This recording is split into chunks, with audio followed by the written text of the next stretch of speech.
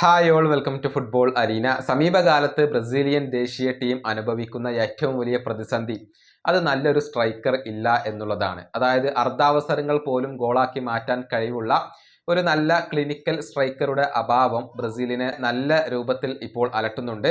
Carlo Ancelotti റിച്ചാർലിസണെയായിരുന്നു ആ സ്ഥാനത്തേക്ക് പരിഗണിച്ചിരുന്നത്. ആദ്യ മത്സരത്തിൽ റിച്ചാർലിസൺ സ്ട്രൈക്കർ പൊസിഷനിൽ കളിച്ചു, പക്ഷെ അദ്ദേഹത്തിന് തിളങ്ങാൻ കഴിഞ്ഞില്ല.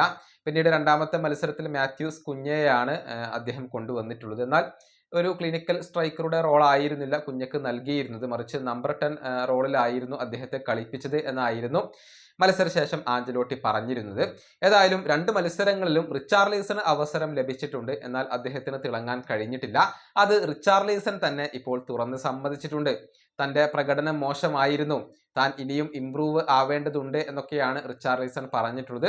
പരിക്ക് ഒരു പ്രശ്നമാണെന്നും അദ്ദേഹം കൂട്ടിച്ചേർത്തിട്ടുണ്ട്. അദ്ദേഹത്തിന്റെ വാക്കുകൾ ഇങ്ങനെയാണ്: ഈ കഴിഞ്ഞ രണ്ട് മത്സരങ്ങളിൽ ഞാൻ നല്ല രൂപത്തിൽ പെർഫോം ചെയ്തിട്ടില്ല, ഇംപ്രൂവ് ആവാൻ ഞാൻ ശ്രമിക്കേണ്ടതുണ്ട്.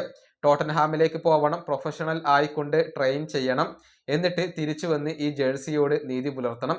എനിക്ക് ഇംപ്രൂവ് ആവേണ്ടതുണ്ട്. ഞാൻ 100% ഫിറ്റ്നസ് കൈവരിച്ചിട്ടില്ല, ഒരുപാട് ഇഞ്ചുറികൾ എനിക്ക് നേരിടേണ്ടി വന്നിട്ടുണ്ട്. ഇനി സ്വയം ഇംപ്രൂവ് ആയിക്കൊണ്ട് എൻ്റെ ഏറ്റവും മികച്ച രീതിയിലേക്ക് എത്തണം. ഇതാണ് റിച്ചാർലിസൺ പറഞ്ഞിട്ടുള്ളത്. ഏതായാലും കാർലോ ആഞ്ചലോട്ടിയുടെ മുന്നിലുള്ള ഏറ്റവും വലിയ വെല്ലുവിളി ഒരു മികച്ച സ്ട്രൈക്കറെ കണ്ടെത്തുക എന്നുള്ളതാണ്. സമീപകാലത്ത് ഒരുപാട് സ്ട്രൈക്കർമാരെ ബ്രസീൽ പരീക്ഷിച്ചിട്ടുണ്ട്, എന്നാൽ വലിയ രൂപത്തിൽ ആരും തന്നെ ക്ലിക്ക് ആയിട്ടില്ല എന്നുള്ളതാണ്. അതുകൊണ്ട് തന്നെയാണ് പല താരങ്ങളെയും ഇപ്പോൾ ബ്രസീലിയൻ ദേശീയ ടീമിന് പരീക്ഷിക്കേണ്ടി വരുന്നത്. ഈ വീഡിയോയുടെ അവസാനിപ്പിക്കുന്നു. അടുത്തൊരു വീണ്ടും കാണാം.